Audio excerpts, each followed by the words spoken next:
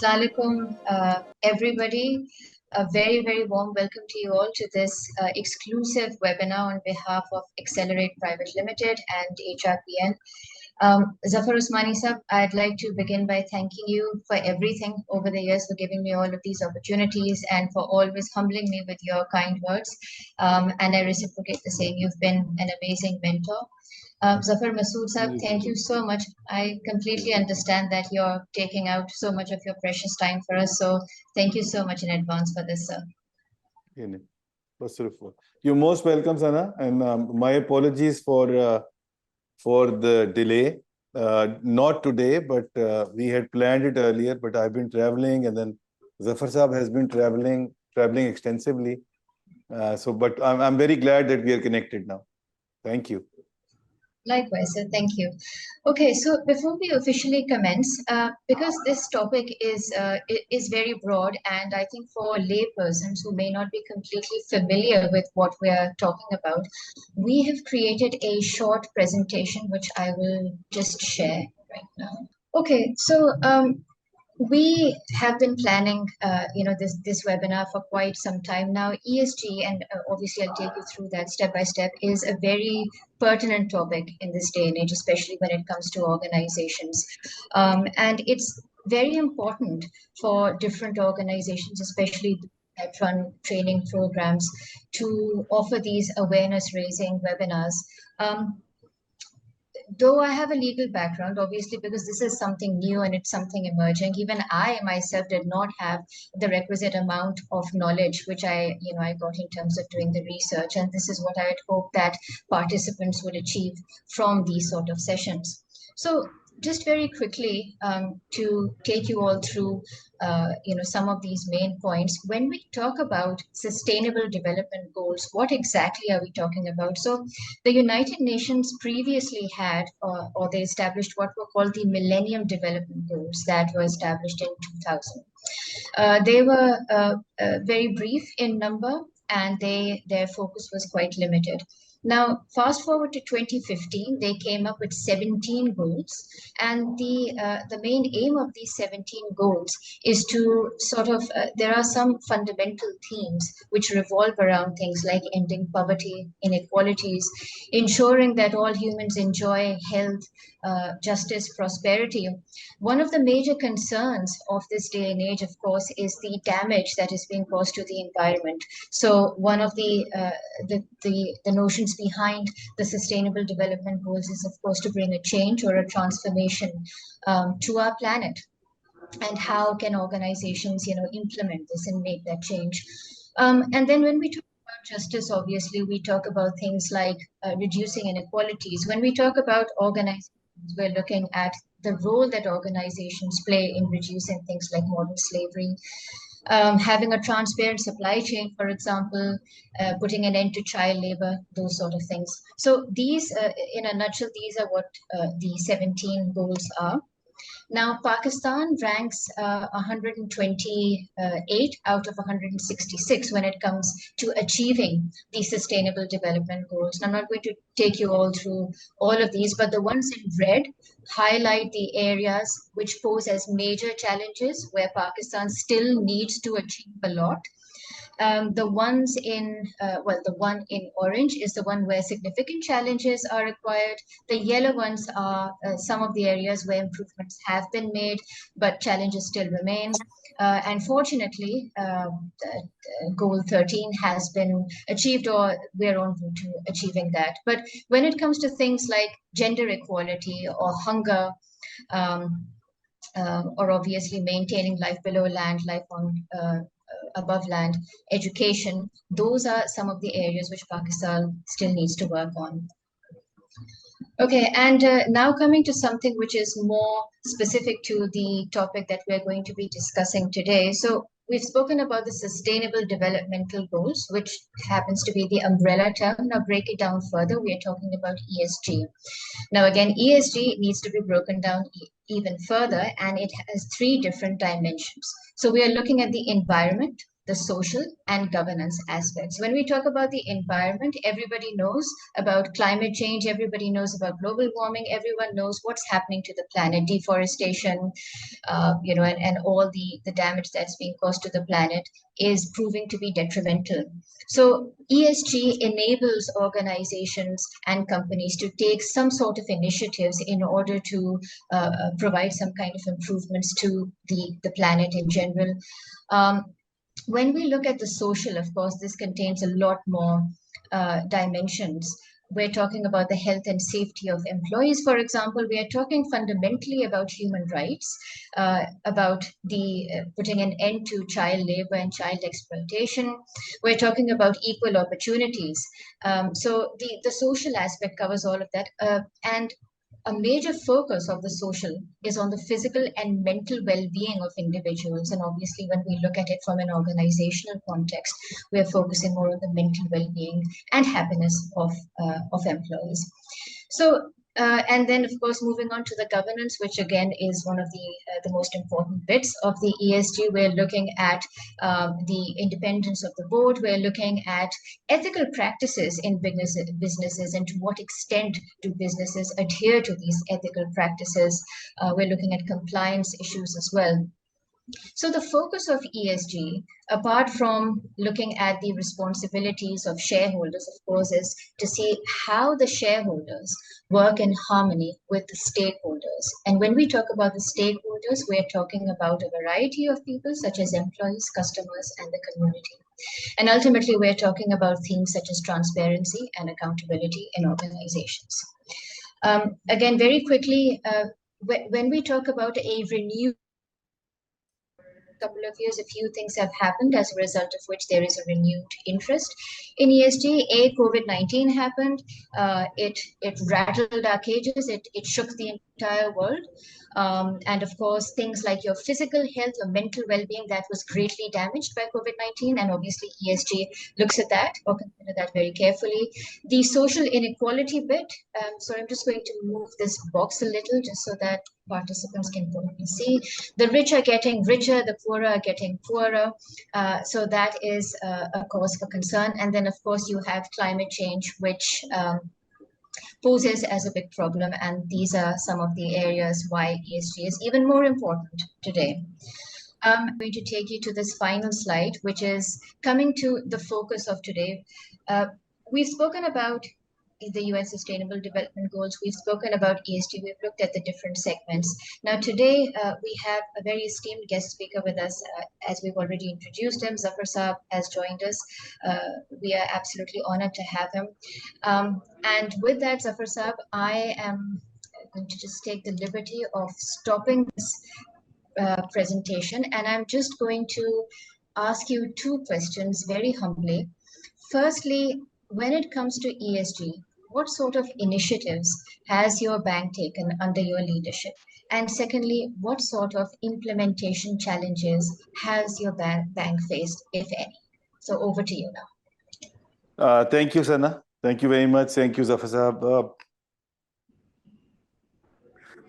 It's always a pleasure and an honor when somebody who's your mentor, who has played a very important role in your career, in your life, has asked you to be talking on any subject, and that is Zafar Usmani Saab, in my case. It's very, it's really a pleasure and honor, and not only that, it's very emotional for me also. That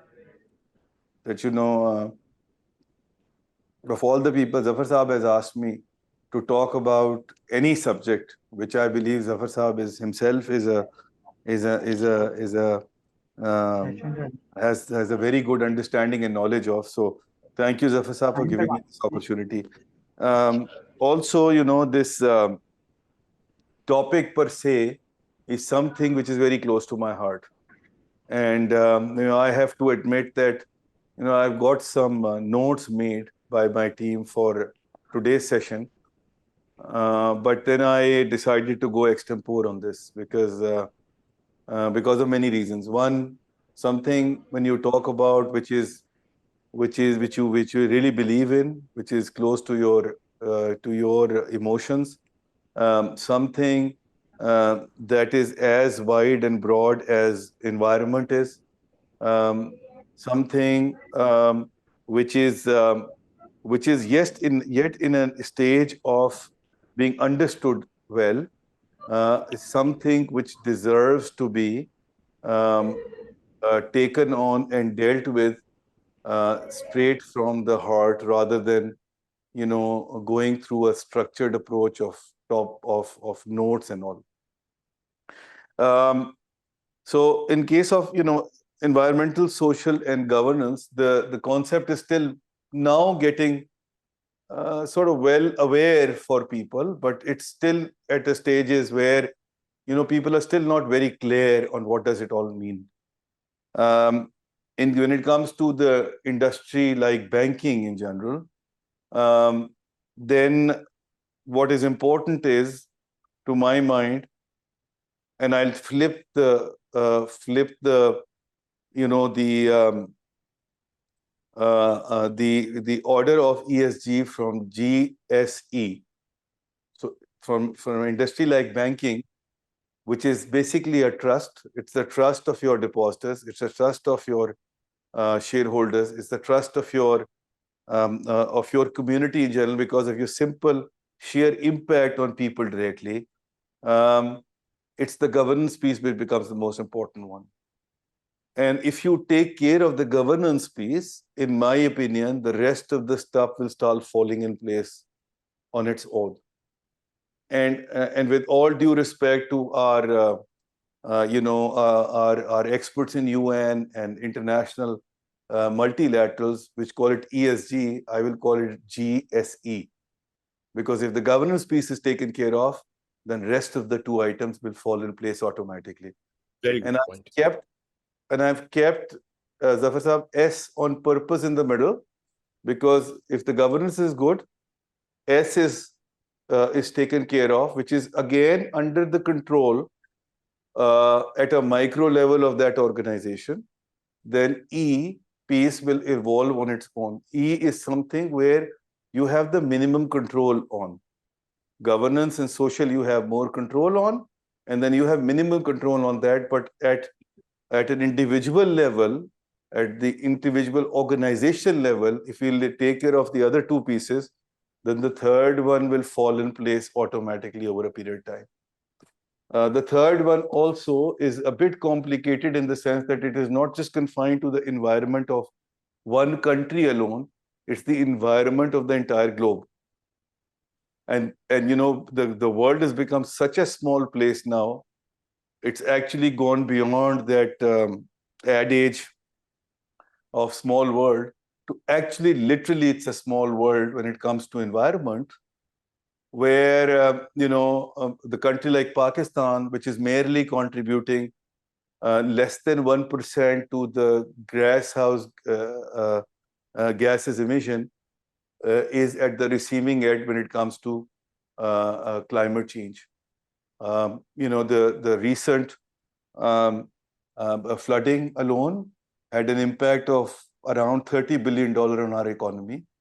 But to my mind, it's the secondary piece, the direct impact on the economy. It's the indirect piece or the qualitative piece, which is not even being taken into account yet, which has very severe implications socially on our people, which translates eventually into economy. Our dilemma is, and our policymakers' dilemma is, that we generally focus merely on one segment, i.e., let's say economy, but we forget about the fact that economy without society is just nothing. It's meaningless. It's the societal habits and actions which has a direct or indirect impact on the economy eventually, particularly in medium to long term.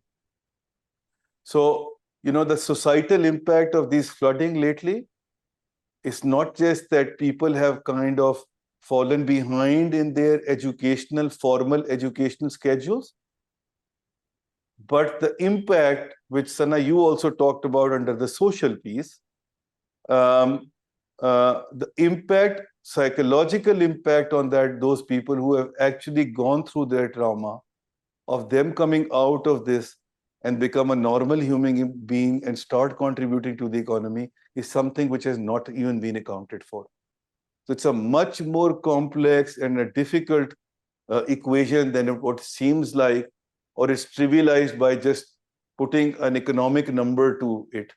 It's actually a societal issue, much wider, much broader, much bigger, and the world needs to understand this. I'm saying this on purpose because unless we understand these implications, we as an institution or institutions will not understand and appreciate on how big a responsibility it puts on us as corporate, responsible corporate citizen to take care of our environment. Take care of our environment. अच्छा बात ये है, I'll go bilingual if you allow me, Angrezi Urdu दोनों में, क्योंकि कुछ thoughts ऐसे हैं जो शायद उर्दू में ज़्यादा बेहतर तरीके से Urdu में, you coming from a literary family will be far more powerful and expressive. Only thing is, I'm glad so far मैं देख रहा था participant में, there are people from outside Pakistan, but so far they're all Devlin say, but so far I think I'm sure these are the Pakistanis and they should be able to connect. Okay, so इंसान जो है ना वो by nature बहुत ही mean होता है. In fact interesting बात यह है कि इंसान को मीन होना हो, इंसान मीन ही होता है, और वो जितना कम मीन होता जाता है उतना ही ज्यादा वो एक स्टेज पे जाता है जिसको हम अपनी जबान में कहते हैं मासूमियत.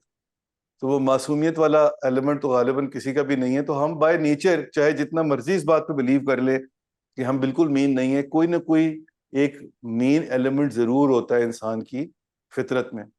So therefore the personal interest must have to be at play for encourage people, and खास तौर से when we talk about the institutions are very mean organizations, and as the capitalism is taking over our minds and hearts, the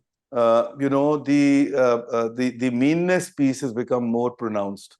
It's become more order of the day. It's become more part of the DNA of the corporations, which is good and bad. Which is good if it's for the right purposes. The meanness is for the right purposes and remain within the confines.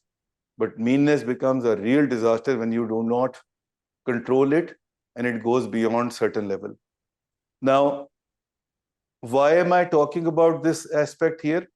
Because we need to understand as the corporations that if this is in our own interest and our interest for long-term sustainability, that we have to protect our environment. If we do not protect our environment, this will come back and bite us at one point in time or the other. Therefore, it was in the interest of the corporations, it was interest of the companies to make sure that they take care of their environment for their own bottom line reasons, nothing more, nothing less. I'm not talking about any social element here. I'm purely talking about and motivating them from their own interest standpoint. This whole natural, I don't even call it natural disasters. These are actually man-made disasters because you can actually control them. If we do not work towards controlling them, then that will hit us at some point in time, hit our businesses, hit our companies and our profitability also. So it's in our larger interest that we have to do this.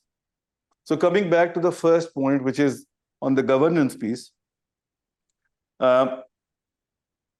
Look, the governance is something which, particularly in the context of Pakistan, it becomes very important because we are a victim of lack of governance all across, starting from the top down to the from the government or down to the individual company level as well.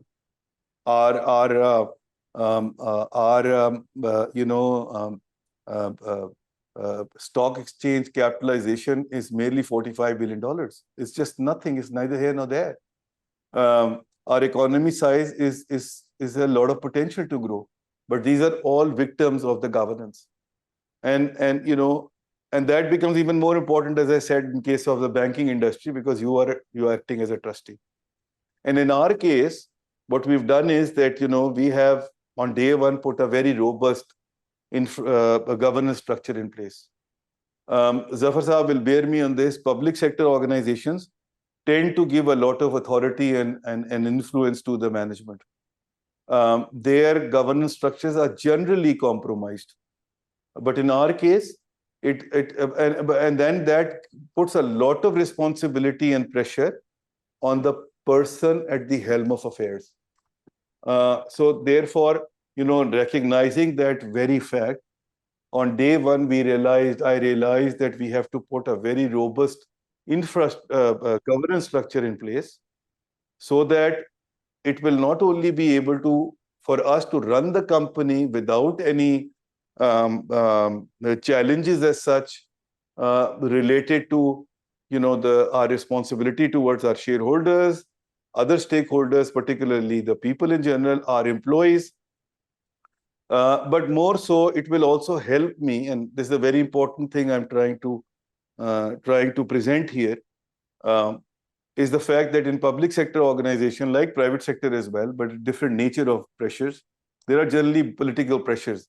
And if you have a strong governance structure in place, then you can actually give a pushback to those potential challenges. So in our case, we put a very strong governance structure at the board level. At the management level, we developed various policies and procedures. We have 17 policies and procedures, including credit policy, compliance policy, internal audit policy. And those out of those 17 committees, I only chair 3 or 4 committees which are mandated by the regulator to be chaired by me. The rest of the committees are chaired by the other management committee members. And that has helped us not only developing those people, but decentralization of the authority as well, and putting a governance structure in place which made sure that people are compartmentalized to their own domains for delivery. Now, the challenge is that, once you have to encourage the team effort, but yet you have to create the silos within the organization so that people are empowered and accountable to deliver on those. And that is only possible if you have a robust governance structure in place to take this forward. And as part and parcel of the whole thing, I don't believe that ESG anymore is merely a CSR activity. It is actually gone beyond CSR, much beyond CSR, and we need to drive this home, the fact that this is now part and parcel. This is now very much a main line of business for any company than otherwise. As I said earlier, as I tried to explain you earlier, for the survival, long-term growth, sustainable growth of any institution, it is very important that these that ESG guidelines are made part and parcel of the whole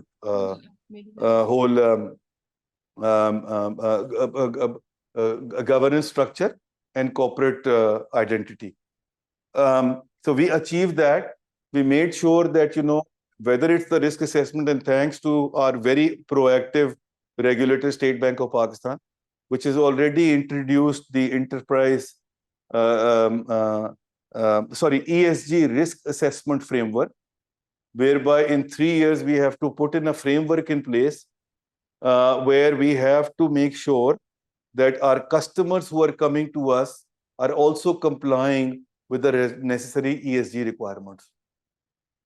So we are all learning on the go. In fact, I had a meeting before this meeting, this webinar as well, where we have engaged a very accomplished international advisory company to advise us and train our people on what ESG is all about and how we can embed that in our organization, particularly on the risk assessment point of view, and use the AI to assess the customer side of the equation as well, independently in our risk framework.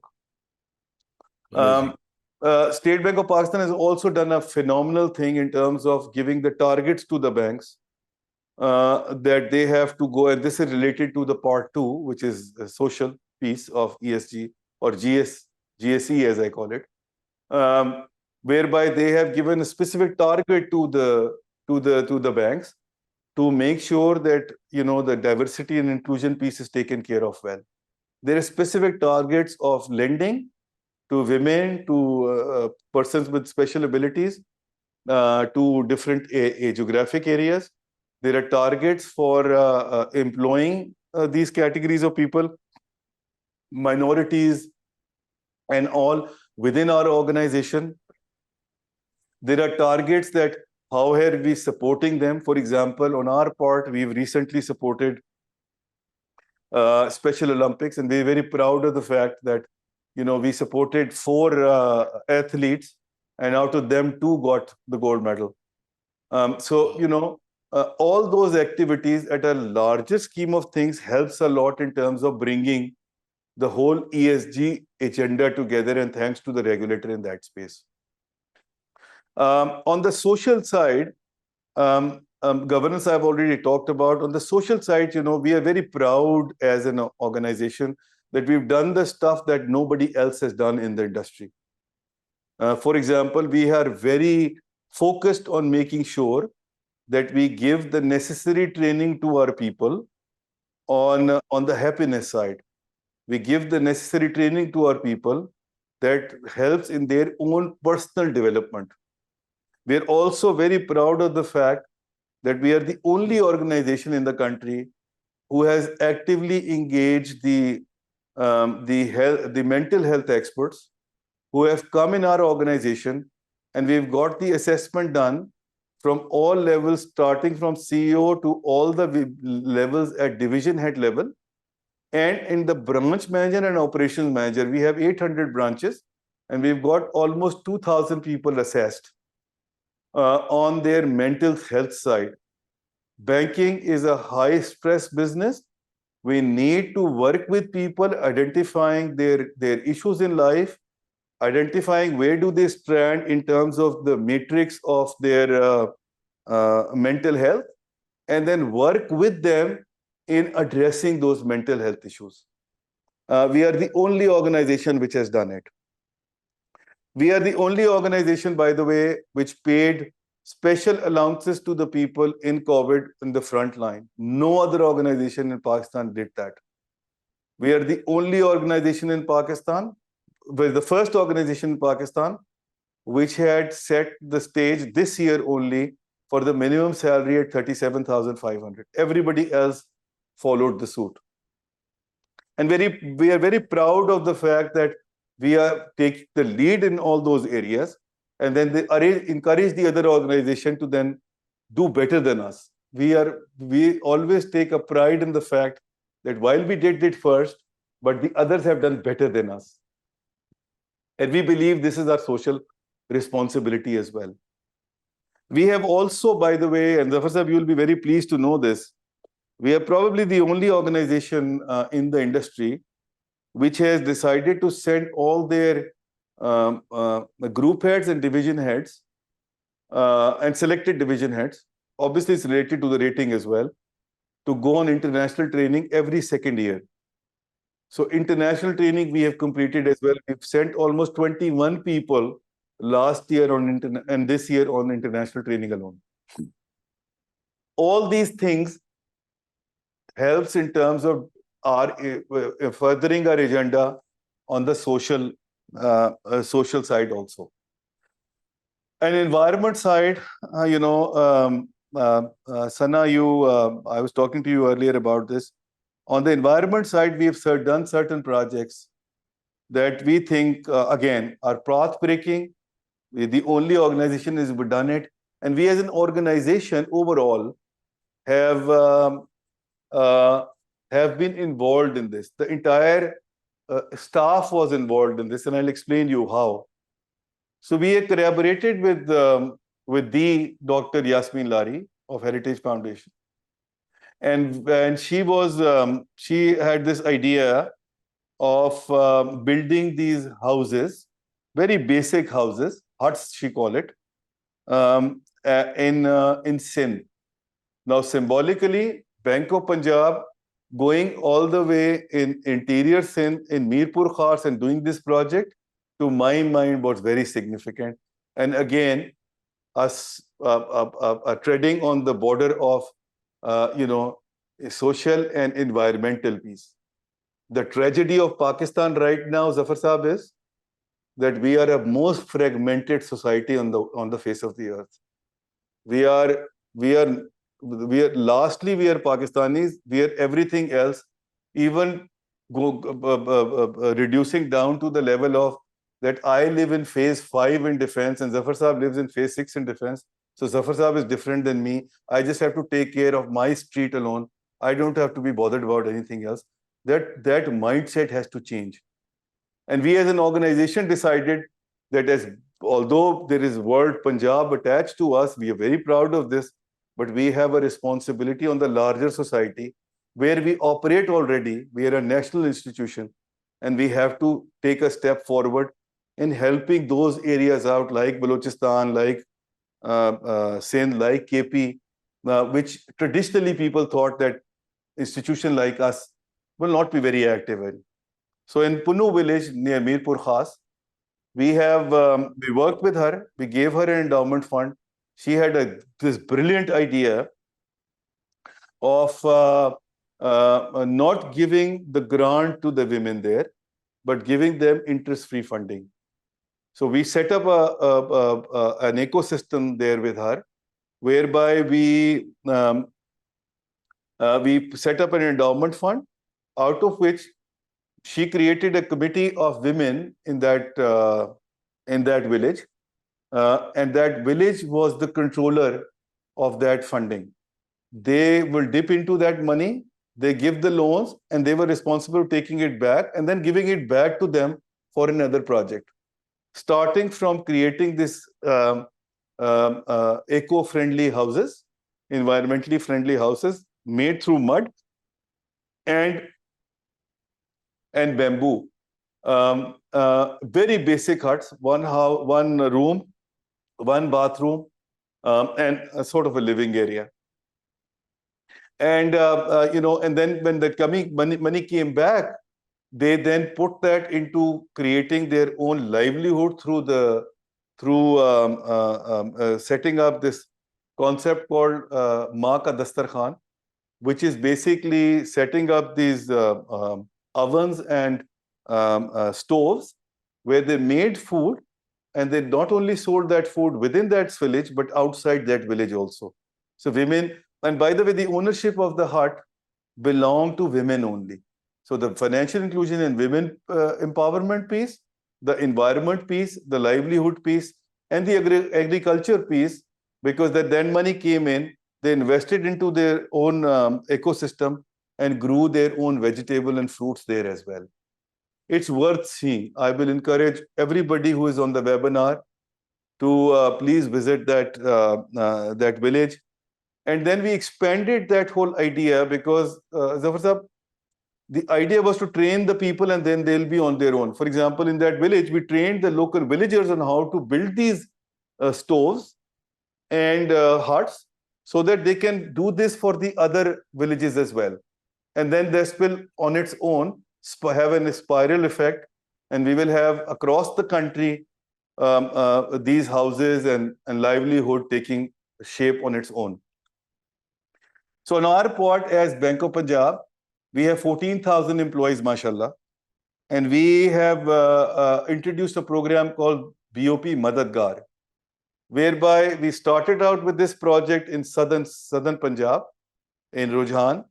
And then we encourage our people to go out in their regions and started doing any activity which is ESG related. And the bank will give you the money as well as time to contribute in this. That project has taken off quite well. And we have done, and people select the project on their own. These are social projects, they're environment related projects. They pick those on their own so that they have their heart and mind there. Bank only supports them. So imagine 14,000 people across Pakistan doing something on their own has an impact. And we are also take a lot of pride in the fact that we are Zafar Saab are the single largest microfinance lenders in the country, and we are the single largest,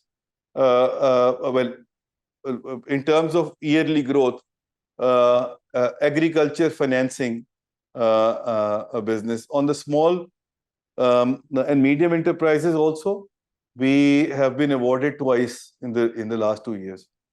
I'm going to stop it here and request Sana to play a video of 3.5 minutes about this BOP Madadgar program and our effort on doing what I talked about in the environment, which has a social piece as well attached to it. So Sana, please. Pakistan मौसमियाती तब्दीली के बायस अपनी तारीख के बदतरीन सैलाब से गुजर रहा है। इस तबाहकुन सैलाब ने लाखों अफराद को बेघर करके ऐसे इंसानी अलमिये को जन्म दिया है जिस पर हर आंख अश्कबार है। मुसीबत की इस घड़ी में दी बैंक ऑफ पंजाब एक मर्तबा फिर समाजी जिम्मेदारी निभाने के लिए सरगर्म अमल और सरकर्दा किरदार अदा कर रहा है। सैलाब मुतासिरीन की मदद और बहाली के लिए दी बैंक ऑफ पंजाब ने न सिर्फ अतियात जमा किए बल्कि अमली तौर पर इमदादी सरगर्मियों में हिस्सा लेने के लिए रजाकार प्रोग्राम BOP मददगार का आगाज किया।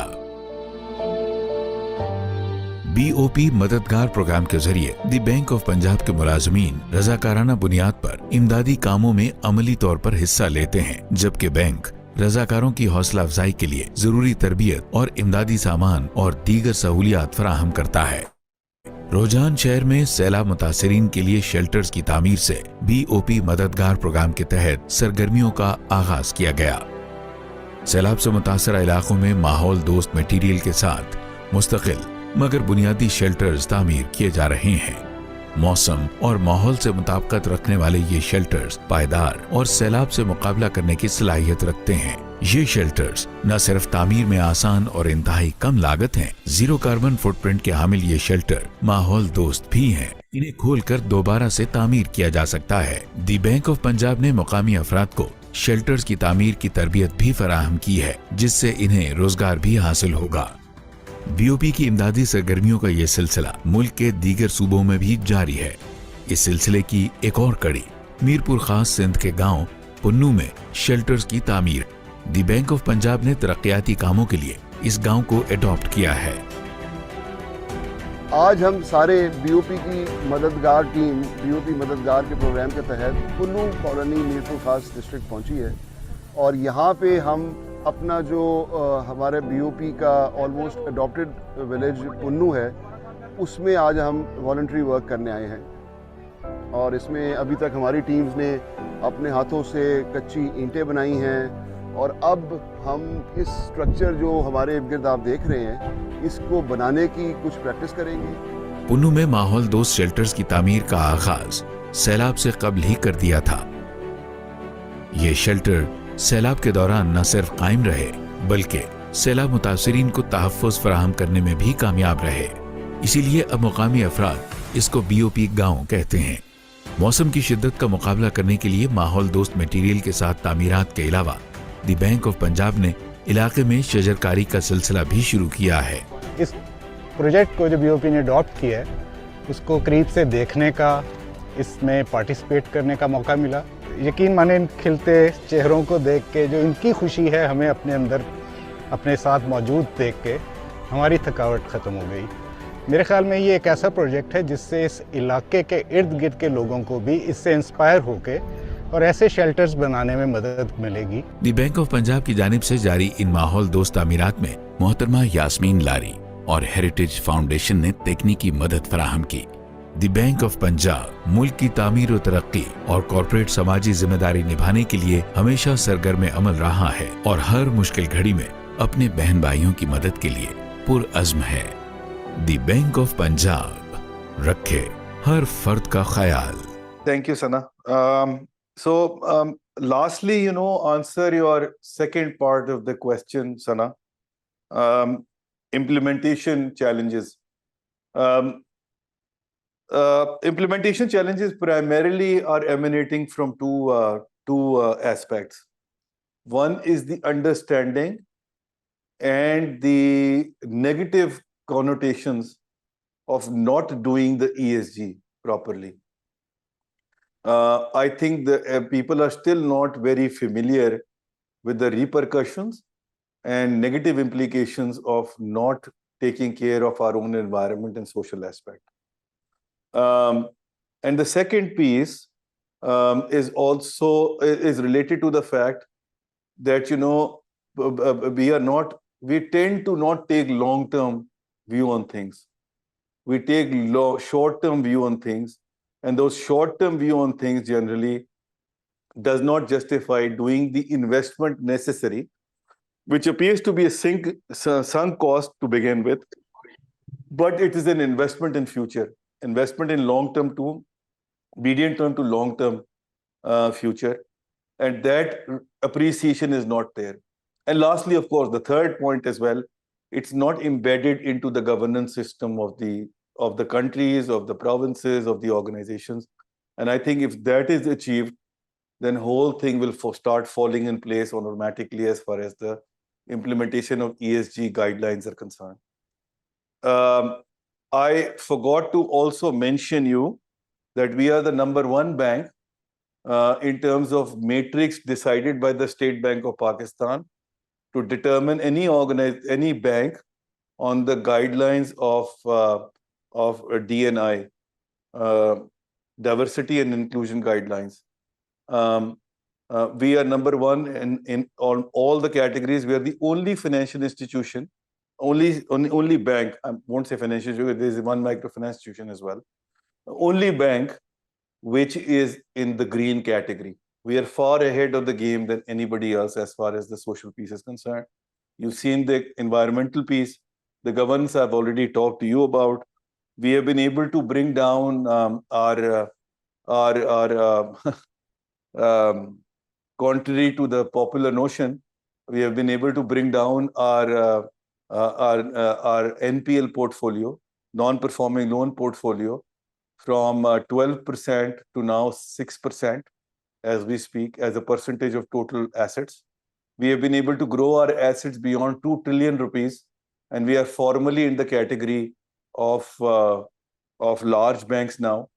We have been able to increase our profitability by 150%, and we are hoping that it will double in the next year.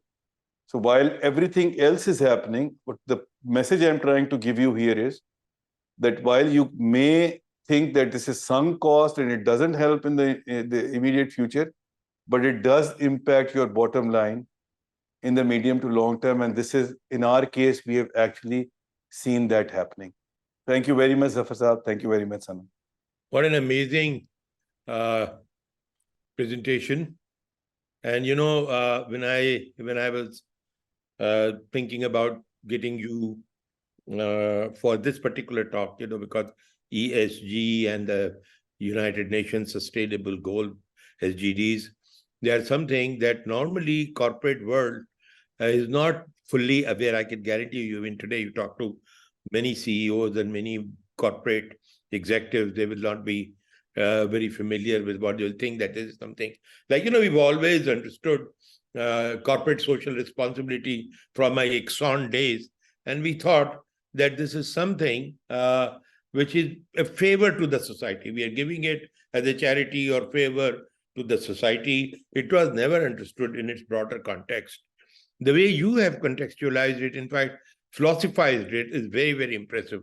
Because this is the first time, I'm seeing somebody taking a non-academic, you know, the SDGs and ESG initiatives, the way they are defined, stem from the United Nations, where there is an expert of PhDs and doctorates and all, and they've got very good concepts and thoughts, but they do not connect with the practical standpoint of the real world.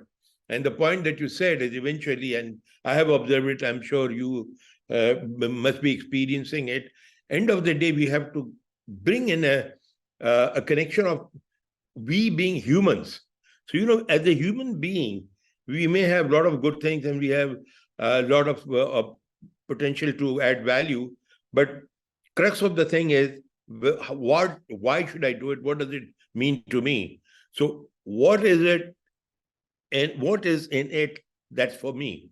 So that me part, the human part, comes in as individuals, and collectively it comes as an organization or as a society. You've created a beautiful, by changing the order, if you just start off with the governance part of it, and governance gives you the framework, and then bring the things in sequence, they will all automatically fall in place. My own, and first of all, I'm so glad that I requested you to come and talk, and I'm grateful that you took time out to come and talk. You are, to me, a very dear, unique person, you know it, and I don't have to go in details here. But the thing is that for many of people, by the way, before I proceed, I want to welcome a very special guest today. He is Mr. Sonu Kumar from India, Bihar. Sonu ji, welcome to our discussion point, and I'm really very happy that you joined. I have a special emotional linkage with Bihar, and I wish someday we talk in our more relaxed conversation, which is our language is slightly different than the very special Urdu. So thank you for joining us. The thing is that when we talk of these initiatives, Zafar Masud is, he's very close to me as a person, as a family association. He's also, some of you may not know it, he's a rare survivor of a plane crash. And this happened a few years back. I didn't want to mention it, but now I'm saying at this stage. So there were only 2 people who survived in that air crash, and Zafar was one of them.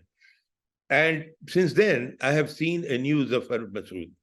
I have known him since the early part of his career. And today I see him as a, mashallah, very successful corporate and finance expert in Pakistan. And I'm sure he has worked in banks and globally, in Africa, in England, and different places, the global banks like Citibank and American Express, where we were together. And, he groomed himself as a very smart, sharp financial expert global. The transformation after the survival has come. He's come back to the life with a full vengeance, with a full thing that he's going to do something, and something that's going to be different. What happened? I think that so he's come to life with a different perspective and different purpose, and that I see very, very visible now. For those of you who are connected with him on LinkedIn or social media, he's on LinkedIn, he is on Instagram. These are the 2 places. He's on Twitter, and we keep connecting. Very few corporate seniors I have seen using social media as a means of communication, of sharing with people what are some of the things that they're doing, and what are some of the things that will be relevant. Now, if you look at it from that point of view, what is happening today is, if we talk about the ESG initiatives, not only in Pakistan, globally, you will see there is a gap, and the main gap is a gap of understanding.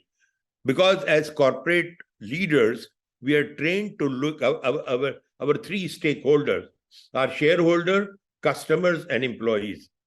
But if you ask me, having worked in some of the senior positions, our focus is our own organization's profitability, the shareholder, ROI, competitive advantage, growing profitability, growth and profitability. That's where the whole focus comes in. And we do not have ability, or we normally do not make a connection between the profitability part of us, which is us. We have trained ourselves over the last 15, 20 years to expand our focus to customers, because we think that it's important. If customers are not there, if satisfied customer experience is not there, then we will not be winning business and grow.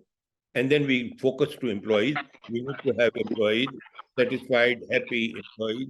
We need to have employees who are who have the potential and who contribute beyond or up to optimum level of their capability. the question of challenge of HR managers is not only just training, getting the optimum up to the capability of the person very willingly, excitedly, happily, enjoying what they're doing. So those are the challenges that HR is doing. But to do that from these three things, taking our focus at a macro level to the society, to the country, to the economies we are working, and taking it at the level and connecting it that we are the ultimate beneficiary of a happy society. We are the ultimate beneficiary as a business of a growing economy. We are the beneficiaries of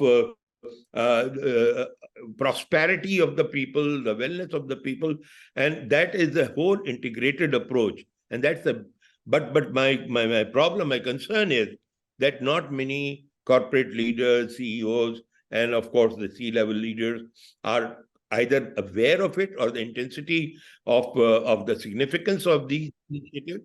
But Zafar Masud, I compliment him for that he's not only taken up this new life with a challenge, he is also doing something which very few CEOs do. And I don't think I have seen any other president of a bank sitting and spending a decent amount of time on social media, sharing everything, reinforcing people that the Bank of Punjab has done this and Bank of Punjab is doing that.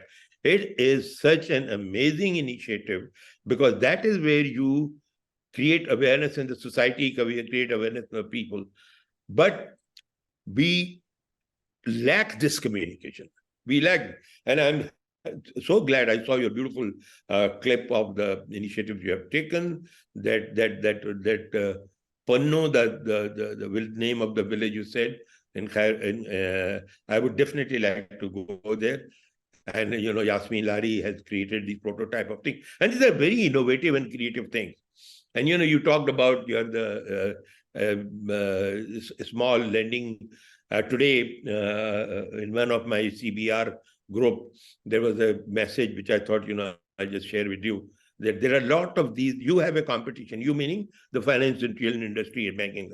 There is a parallel banking going on in the society where people are giving personal loans. We have also had a recent scandal on that. Small loans with a very, very high interest. And we then go and there are people who have started committing suicide on it. And they start recovering money very fast. So there was one instance that came to my mind to my communication today. Somebody borrowed 300,000 rupees and he has been paying and he still owes a lot of interest and money on that. So somebody was saying that, we have collected and paid off the loan. But this is a huge mafia which is in operation. And this comes from our classical system of borrowing. So that is an area where if your initiative is understood and is effectively implemented, we will be able to provide some kind of a relief to people who are in distressed situations. They need short-term financing and all. But I would consider it as part of the overall ESG initiative. So the good things you are doing are very impressive, and I would like to congratulate you. I would like to again thank you. And please remember that this is something that's going to make a lot of difference in overall, in the big, we see it right now in form of Bank of Punjab. And here is my next, last, I think, suggestion to all of us. This initiative is from one bank. And there are so many large financial institutions. One of them I have worked is Habib Bank, with, I don't know, 1,600 branches, and et cetera, all over Pakistan, every corner. And these branch managers, and this is where when I did some programs for your branch managers, I told them that you are unique in the sense that you have a presence in the grassroots level of the country. When we talk of documentation, and when we talk of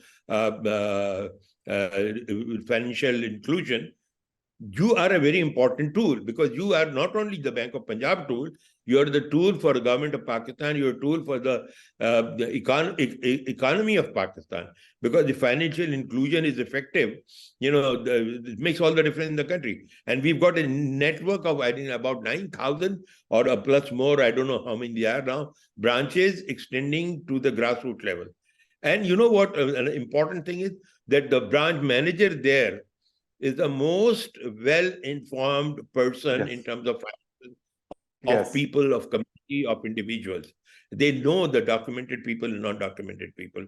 So I have been suggesting to them, come out with new strategies, connection and communication, where you can boost them, engage them, and get them into the community. And this is the kind of thing that you're doing, reaching out to the smaller places, needy places, the flood relief kind of thing. They demonstrate something very well. And my only thing is I've used this, the tape that we are doing, and pick up some extracts from it, and we'll see, me and Sana, if we can post it in a repeated thing, so that, other banks, other corporate leaders should understand the significance of ESG. They're disconnected right now. This is my understanding. We have different agenda as a CEO. We have to see that, okay, our key stakeholder is the members of the board, and our key interest is agenda me, which is, how do I get extension for the next time? But those are the things which is fine, which is the human part of it. But at the same time, the potential to contribute to the economy and society in a broader framework is there, and we are responsible for that. If we have to take ownership of that, if we don't, then we are not doing justice to the job, justice to the organization, and justice to the country where we operate. So thank you again so much. I just see Mr. Sonu Kumar. I think when I was talking to you, you were missing. Are you there, Sonu? Mr. Sonu Kumar?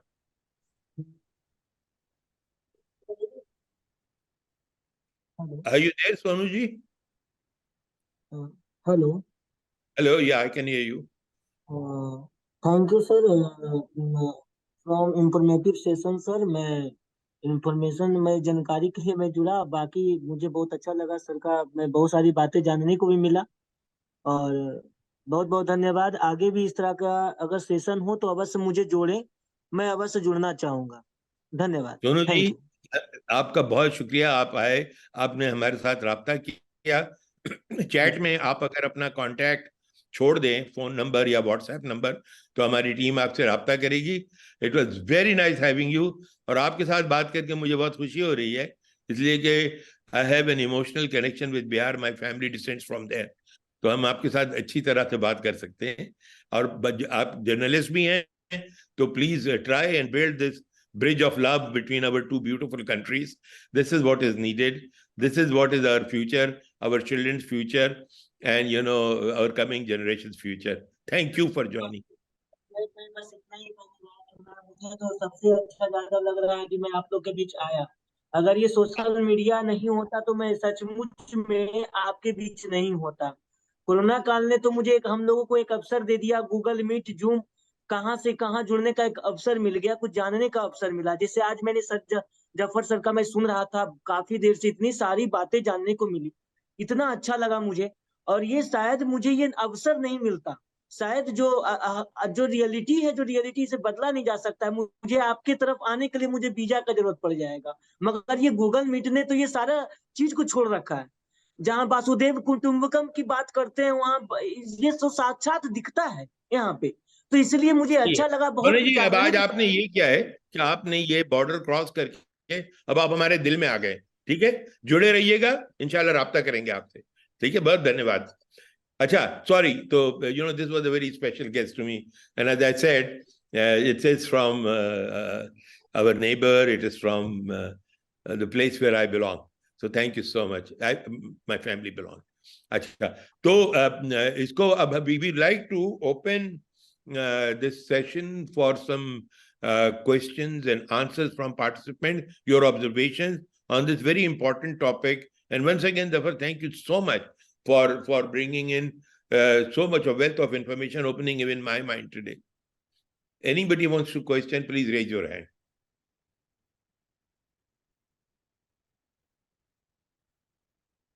زاہد آپ پوچھنا چاہ رہے ہیں کچھ؟ میں السلام علیکم جی. وعلیکم السلام. اور thank you very much from the core of my hearts کہ آپ نے موقع دیا کہ آج پھر آپ کو سن سکیں اور ظفر مسعود صاحب کو سن سکیں. میں آپ کا انتہائی شکر گزار ہوں کہ آج مجھے اس طرح سے موقع فراہم کیا آپ نے کہ میں نے ظفر صاحب کو سنا.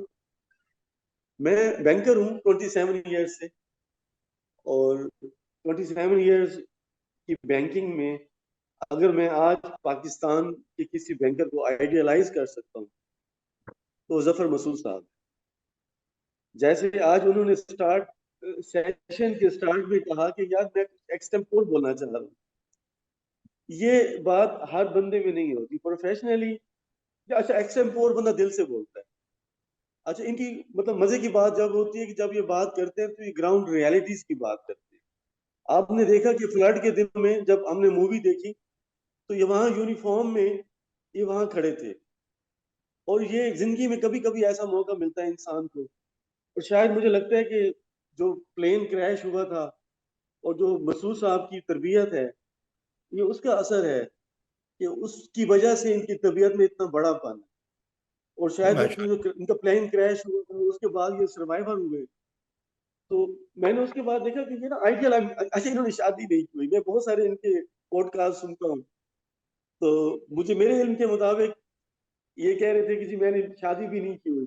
تو میں سمجھتا تو تھا کہ شاید شادی نہ کرنے سے بندہ اتنا عظیم ہوتا ہے, کیونکہ بینکنگ انڈسٹری میں میں تو سمجھتا ہوں کہ شاید یہ بینکنگ بینکر اتنا عظیم کیسے ہو سکتا ہے, بینکر اتنا عظیم کیسے ہو سکتا ہے. آپ کی بات صحیح ہے. بیسیکلی ہمیشہ اٹس اے گڈ آبزرویشن آپ کی, لیکن بات یہ ہے کہ جی سوشیالوجی کی میں صرف بات کروں گا. ہم نے انوائرمنٹ کی بات کی, سوشیالوجی کی بات کی, گورننس کی بات کی. آئی پرسنلی بلیو کہ جہاں ظفر مسعود صاحب نے ہٹ کیا, ایک گاؤں سلیکٹ کیا, ایک ماڈل بنا دیا, بیسیکلی انسپائریشن ہے فار سوسائٹی. سوسائٹی سے ہی گورننس ڈیولپ ہوگی, سوسائٹی سے ہی انوائرمنٹ بنے گا. تو انوائرمنٹ ہے, اس کے بعد سوسائٹی ہے, اس کے بعد گورننس ہے. تینوں چیزیں جو ہیں آپس میں جا کے ایک الگ رہے گا, ایک اچھی ہمارے لیے زندگی کا سبب ہوگی. تو بہت شکریہ آپ کا. تھینک یو ویری مچ ظفر صاحب, آپ کا بہت شکریہ. اور ظفر مسعود صاحب کا بہت شکریہ. ثنا صاحبہ کا بہت شکریہ. نہیں بہت شکریہ آپ کا فار یور کائنڈ تھاٹس. آپ کی پیشنس کی مجھے اتنا لمبا سن لیا آپ. ہاں پلیز. جی ایک تو میں زاہد صاحب کا بہت زیادہ شکریہ ادا کروں گا. I am really touched with his comments. میں بالکل بھی اس قابل نہیں ہوں جس قابل آپ نے مجھے بنا دیا ہے, بٹ آپ کا بہت شکریہ. آپ کا جو ایک کامنٹ ہے شادی والا وہ بالکل صحیح تھا, 100% میں اس سے اگری کرتا ہوں. although ظفر عثمانی صاحب اس سے بالکل اگری نہیں کرتے, لیکن میں آپ سے اگری کرتا ہوں اس کے اوپر. ظفر عثمانی صاحب پچھلے 30 سال سے یہ کوشش کر رہے ہیں کہ کس طرح میں کھائی میں گر جاؤں, مگر وہ کہیں نہ کہیں مجھے اللہ تعالیٰ بچا ہی لیتا ہے اس میں سے. لہٰذا وہ والا کامنٹ جو آپ کا ہے اس سے میں 100% اگری کرتا ہوں.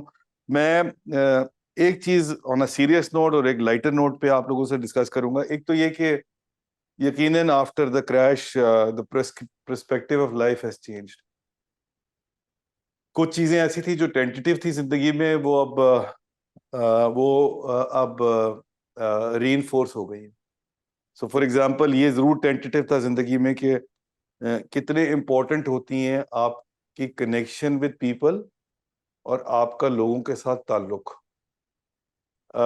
But after my crash I realized کہ زندگی کا آپ کا حاصل ہی ایک چیز ہے, وہ آپ کی لوگوں کے ساتھ تعلق ہے, وہ لوگوں کے ساتھ ریلیشن شپ ہے, وہ آپ کا امپیکٹ ہے لوگوں کے ساتھ, چاہے وہ بڑا ہو یا چھوٹا ہو, مگر آپ کا تعلق, کنیکشن, امپیکٹ ہی آپ کا حاصل ہوتا ہے جو آپ کے کام آتا ہے. ہم جو مسلمان ہیں ان کا تو بلیف یہ کہ اس کے بعد بھی زندگی ہے, اس میں بھی کام آتا ہے, لیکن اس زندگی میں بھی وہ کام آتا ہے. یہ میں آپ کو, کیونکہ ایک ٹائم ایسا تھا میرے کریش کے بعد جب مجھے بھی یقین نہیں تھا کہ میں زندہ ہوں اور لوگوں کو بھی یقین نہیں تھا میں زندہ ہوں. تو اس پہ جو میں نے لوگوں کا ریئیکشن دیکھا اس پہ میں اس کنکلوژن پہ پہنچا ہوں کہ یہ it's all about people. people and people only, nothing more, nothing less. جتنی مرضی AI آ جائے, جتنا مرضی انالیٹکس آ جائے, بٹ ہم نے رہنا تو کمیونٹی میں ہی ہے, ہمیں رہنا تو سوسائٹی میں ہی ہے, اور وہ آپ کا impact on people is something which matters the most. یہ جو پورا آئیڈیا ہے ESG کا, اس کو بہت سارے ڈفرینٹ کانٹیکسٹ میں کرٹیسائز بھی کیا گیا ہے. اس کو لوگ کہتے ہیں واک کیپٹلزم. اس کا مطلب یہ ہے کہ کیپٹلزم نے اس کو ایز اے ہابی اڈاپٹ کر لیا ہے, یہ بتانے کے لیے کہ جی ہم بھی بڑے سوشل رسپانسبل لوگ ہیں, but that doesn't mean any thing. میں اس کو ذرا ڈفرینٹ طریقے سے دیکھتا ہوں. میں کہتا ہوں کہ ٹھیک ہے, اگر وہ اس کو ایز اے ہابی بھی لیتے ہیں اور اس کا کچھ اگر پازیٹیو امپیکٹ لوگوں پہ آ جاتا ہے تو سو بی اٹ. ہمارا کام یہ ہے کہ ہم اس کے بارے میں ایجوکیٹ کریں, جو آج ظفر صاحب اور ثنا بہت سکسیسفلی کر رہے ہیں, اور ہمارا کام یہ ہے کہ ہم لوگوں کو اس بارے میں بتائیں کہ کس طرح.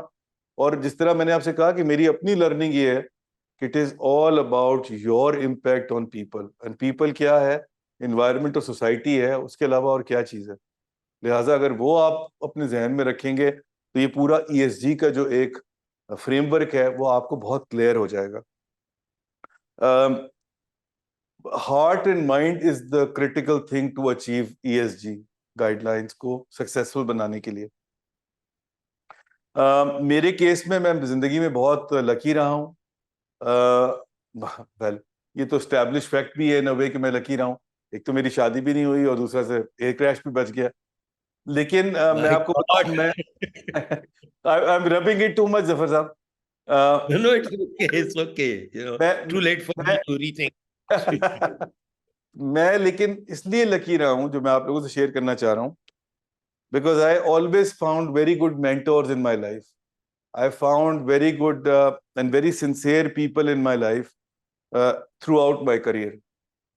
So when I was starting my career, ظفر صاحب آپ سے پرمیشن کے ساتھ, when I was starting my career, میرے جو پہلا انٹریکشن ہوا وہ ظفر عثمانی صاحب کے ساتھ ہوا, اور میں IBA کراچی میں پڑھتا تھا اور وہاں پر ہمارا تعلق بنا, ہمارا انٹرویو ہوا. American express was the best employer of choice. Zafar Masud صاحب has played a very major role in my induction there. جب میں ہائر ہونے لگا تو IBA میں ایک اینڈ میں ایگزام ہوتا تھا, نہیں وہ ایک اور جو فورتھ میں سیمسٹر میں ایگزام ہوتا تھا مینیجریل پالیسی کا. میں I flunked that. جب میں وہ فلنک کر گیا تو میں نے ظفر صاحب کو فون کیا اور میں نے کہا ظفر صاحب وہ میں تو فلنک کر گیا ہوں, تو اب آپ کیا مجھے ہائر کریں گے؟ تو انہوں نے کہا دیکھو we have hired person based on that individuals ability irrespective of what your grade says. What has happened to you is secondary to us. It's the individual and the faith in the individual because of which we are hiring you. And وہ میری زندگی میں اس طرح انگریو ہوئی بھی ہے ظفر صاحب کی بات کہ وہ that's keep on reminding me of my style of management as well. Number 1. Number 2, Zafar صاحب نے ایک بہت ینگ لڑکے لڑکیوں کی ایک مینجمنٹ ایسوسیشن جو تھی وہ بنائی امریکن ایکسپریس میں, اور اس میں سے جو ان کے چیدہ خاص 2-3 جن کو یہ سمجھتے تھے کہ ان میں پوٹینشیل ہے, ان کو وہ وہاں بینک کے انوائرمنٹ سے باہر بھی لے کے گئے.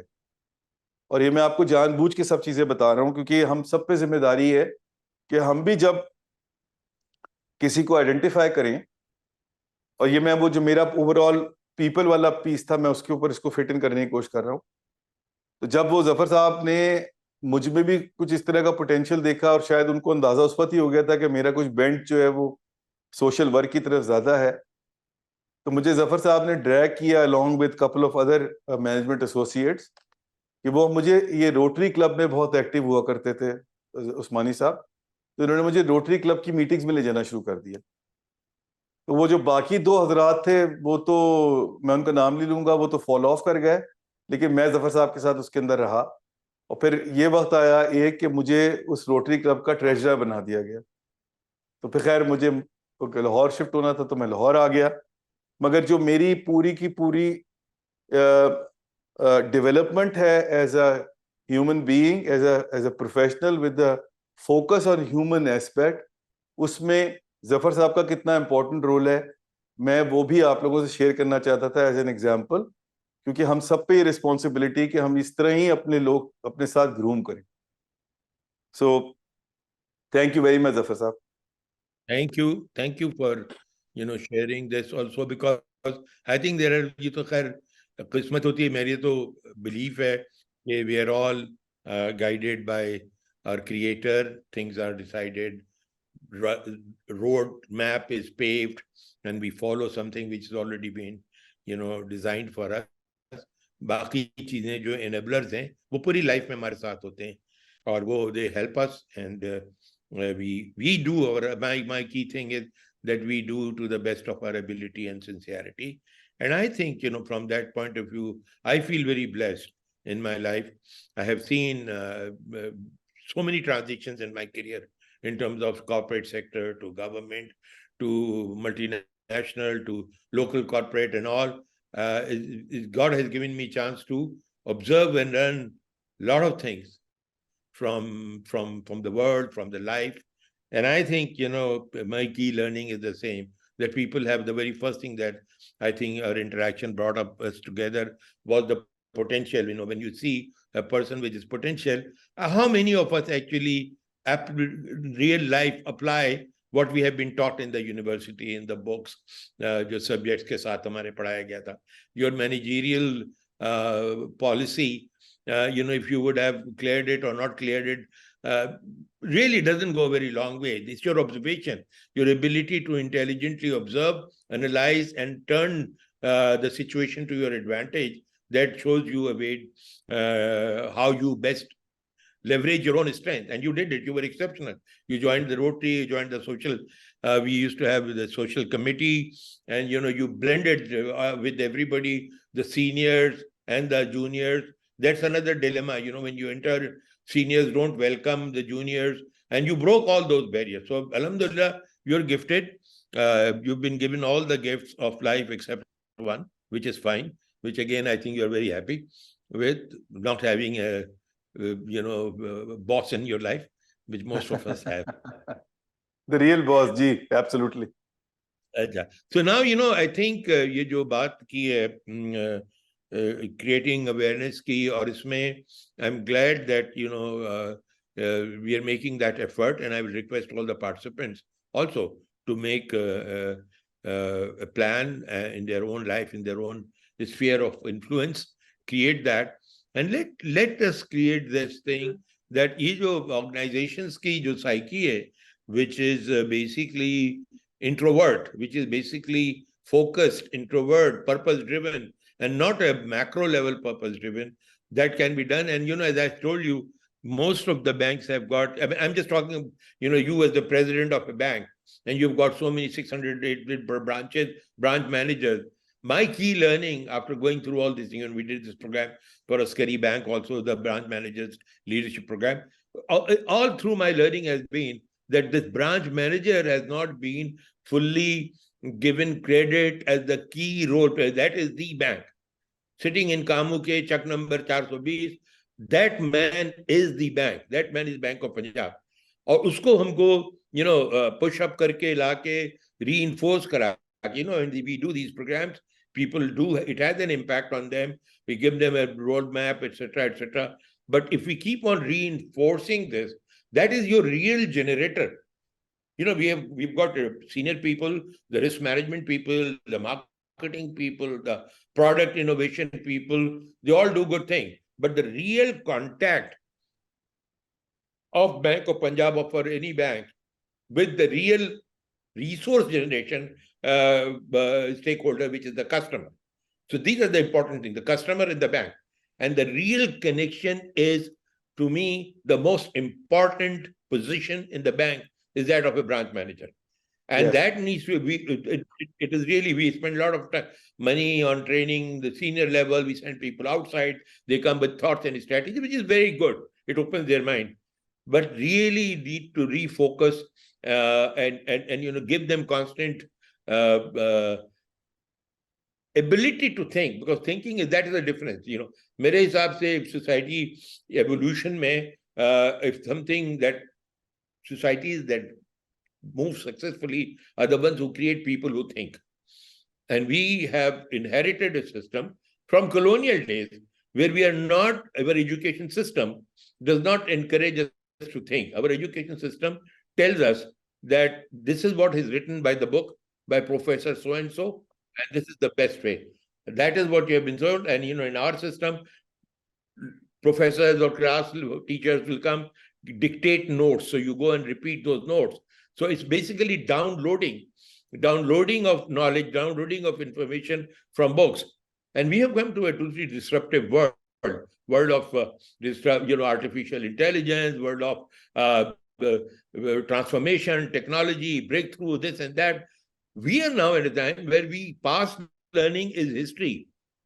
And one of the greatest challenges in my mind for the leadership anywhere in the world, and I'm saying I've spent 2.5 months in America also, and I spent time in England also. Every society has this problem of insecurity of senior leadership because they think that we know the best.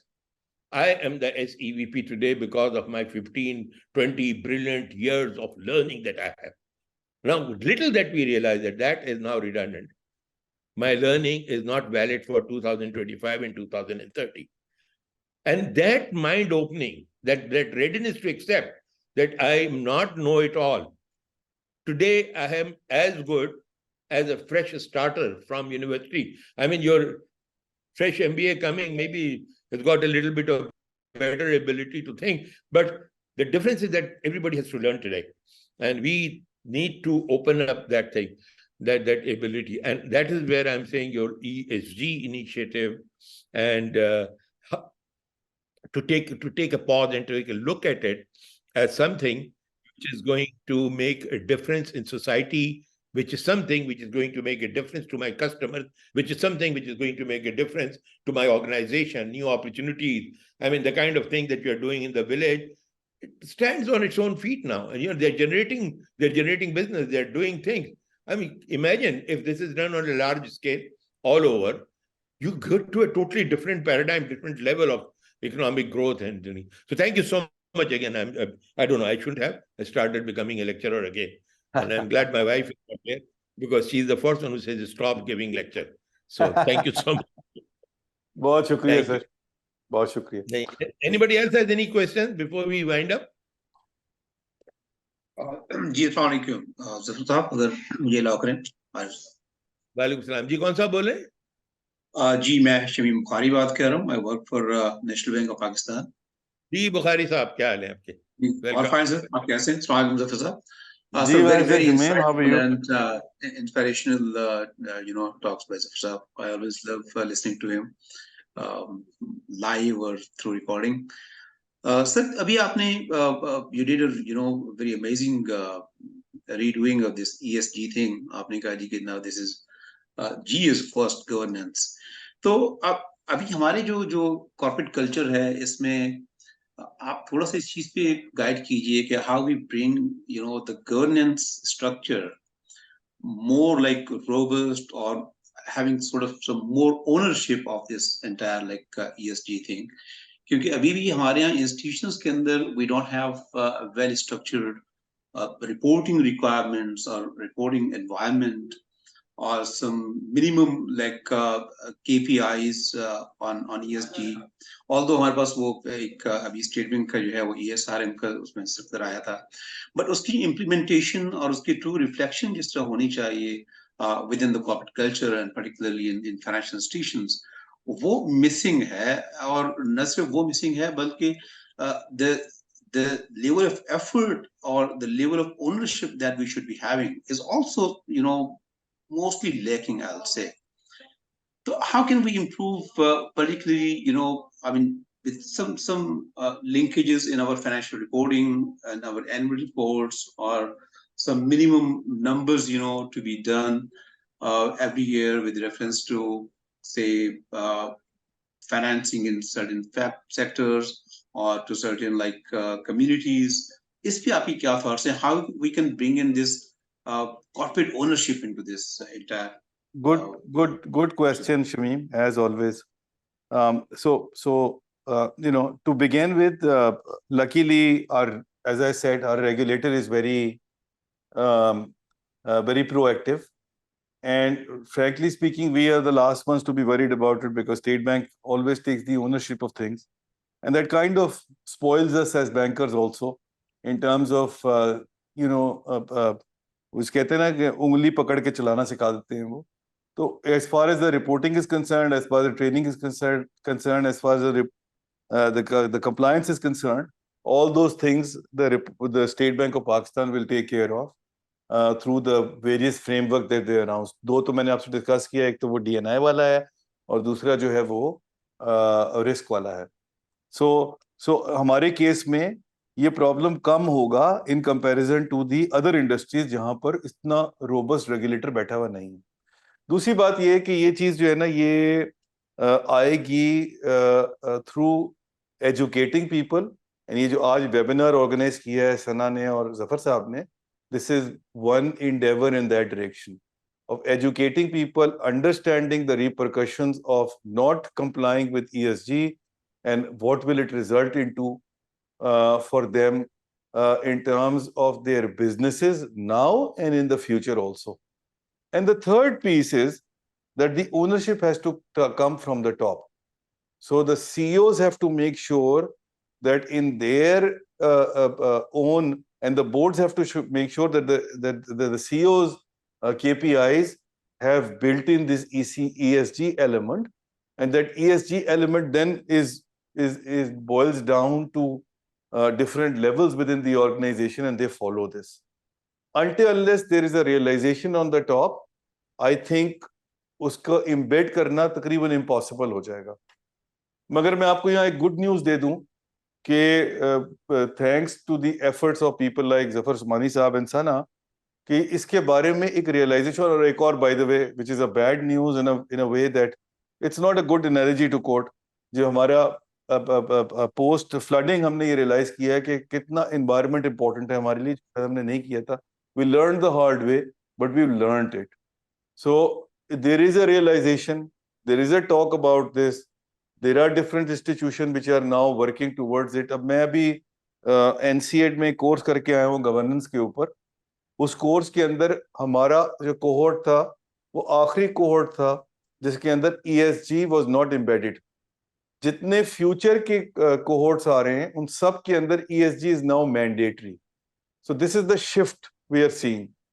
And lastly, globally, अब realization शुरू हुई है कि ESG कितनी important है. Irrespective of the criticism that it is a hobby of the capitalists, I don't care about it. As long as it is doing a favor to the society, to the environment, this is what is important for me. And इन चीजों के अंदर decades लग जाते हैं Shamim to understand, appreciate and then embed. हम तो अभी बहुत early stages पे हैं और मेरा ख्याल है कि हम लोग we are doing reasonably okay. And we'll be fine really. अब बैंकिंग सेक्टर में भी स्टेट बैंक ऑफ पाकिस्तान ने 3 साल दिए DNI के लिए और 3 साल ही दिए, यानी कि वो ओवरऑल 4 साल बन जाते हैं. 3 साल ही दिए फॉर रिस्क असेसमेंट के लिए. उसके बाद उसके ऊपर चेक एंड बैलेंस शुरू होगा, फिर वो आगे जाएगा. तो we are already talking about a industry which is much more ahead of the game in comparison to the other industries as far as the regulatory requirements are concerned. उसको भी तकरीबन 5 से 7 साल लगेंगे to embed this system into the processes. तो बाकियों को तो और लंबा टाइम लग जाएगा. उस तरह कहते हैं ना कि चले हैं तो कट ही जाएगा सफर आहिस्ता आहिस्ता. I guess we are on the right path. No you right, we are on the right. लेकिन एक थोड़ा सा मेरा ये है कि there has to be a realization that let us not leave it for the time to take care of it and grow. हमारा जो ये है ना कि ठीक है हो जाएगा, जो जफर ने यूज किया आहिस्ता आहिस्ता, मैं कह रहा हूँ उसको थोड़ा सा हमको सोचना चाहिए, how can we make it faster. So that is important. So thank you. Anybody else? I'm sorry, I didn't see your raised hand when you were raising it because it's so I missed it out. But thank you so much. Finally, we got you. Anybody else has any questions? ये जफर साहब तो कह रहे थे कि चले ये cut ही जाएगा सफर आहिस्ता आहिस्ता. तो मेरे ख्याल में हमें बस अपने तौर पे यही कर सकते हैं कि शिकवे ज़ुल्मत शब से तो कहीं बेहतर था, अपने हिस्से अपने की कोई हिस्से की शम्मा कोई जलाते ये बिल्कुल सही बात। शम्मा जलाते हुए जाते। ये कुछ ना बॉटम कुछ हम लाइन है तो जो जाहिद साहब फरमा रहे हैं, this is the crux. Yes हम सिर्फ अगर अपने एंड पे एज एन इंडिविजुअल काम ठीक कर लेना तो चीजें ठीक हो जाएंगी। इसीलिए मैंने शुरू उल्टा किया था। मैंने आज सना के पूरा का पूरा जो ESG है ना उसको GSE इसलिए किया था कि अगर हम अपनी गवर्नेंस इंडिविजुअली ठीक कर लें तो सोशल और एनवायरनमेंट खुद ही ठीक हो जाएगा। इंशाल्लाह इंशाल्लाह। नहीं, anyone has anything else? Otherwise we should thank Zafar. You know, हम लोग इसमें, that is the only limitation of having a webinar, that you can't stand up and give a nice ovation to the presenter, but let's all give a clap अपना mic on करके। So I think, you know, it's good. Thank you so much, Zafar, for बहुत joining. शुक्रिया sir, बहुत शुक्रिया। Thank you very much, sir. Really a pleasure having you. It was very enlightening for so many people with open mind. My last observation about him is that I have very rarely seen somebody. Ek to ye ki is really blessed. You know, I mean, this is not easy. And I keep on telling him personally, कि if somebody is really blessed from Allah, you know, उससे मैं इनसे दुआ के लिए कहता हूँ आप लोगों को ये बताऊं कि, you know, secondly, he is a very brave man. You know, I don't know if I was in his place coming out of a crash, jahan pe almost everybody died except one, and then to go back and sit on the plane again, you know, it's think about it, reflect. Fear हमारा जो है कितना strong होता है. Brave man overcame. अब तो पूरा Paris, London, हर तो is always on travel. Mashallah, it's a great thing. Conquering yourself. This is most difficult fight is to win on yourself. Thank you again, everybody. बहुत शुक्रिया ज़फर साहब। मेरी किताब इज ऑलमोस्ट फाइनलाइज्ड, वो मैन्यूस्क्रिप्ट आ गया, final one उसका। मेरे ख्याल एक इटरेशन उसका भी और होगा। It's on learnings of an air crash survivor. क्योंकि आपने जिक्र किया तो उसमें फिर इंशाल्लाह ताला we'll have another webinar about that book also soon. या उसकी बुक लॉन्च भी करेंगे कुछ कराची में फिर। शुक्रिया। Thank you everybody. कॉपी में